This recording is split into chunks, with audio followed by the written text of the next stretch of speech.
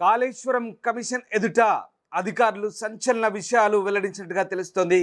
కేసీఆర్ చెబితేనే అడ్వాన్సులు ఇచ్చామంటూ ముఖ్యంగా మాజీ ఈఎన్సీ మురళీధరన్ సంచలన విషయాలు బయటపెట్టినట్టుగా తెలుస్తుంది. ఇక దాదాపు 9,000 కోట్ల రూపాయలకు సంబంధించిన అడ్వాన్స్ చెల్లింపులు చేసినట్టుగా చెప్తున్నారు. మొత్తం మీద కాళేశ్వరం ప్రాజెక్టు చెల్లింపులకు సంబంధించి అనేక సంచలన అంశాలను అధికారులు వెల్లడించినట్టుగా చెప్తుంది. 60% అడ్వాన్స్ ఇచ్చామంటూ అధికారులు చెప్పినట్టుగా సమాచారం.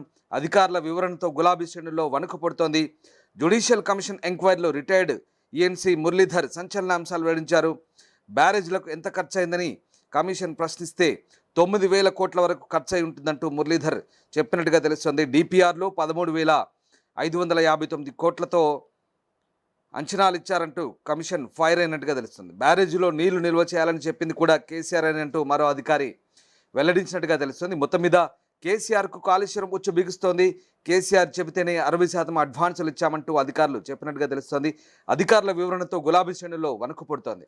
జ్యుడిషియల్ కమిషన్ ఎంక్వైరీలో రిటైర్డ్ ఈఎన్సీ మురళీధర్ అనేక సంచలన అంశాలు వెల్లడించినట్టుగా తెలుస్తోంది.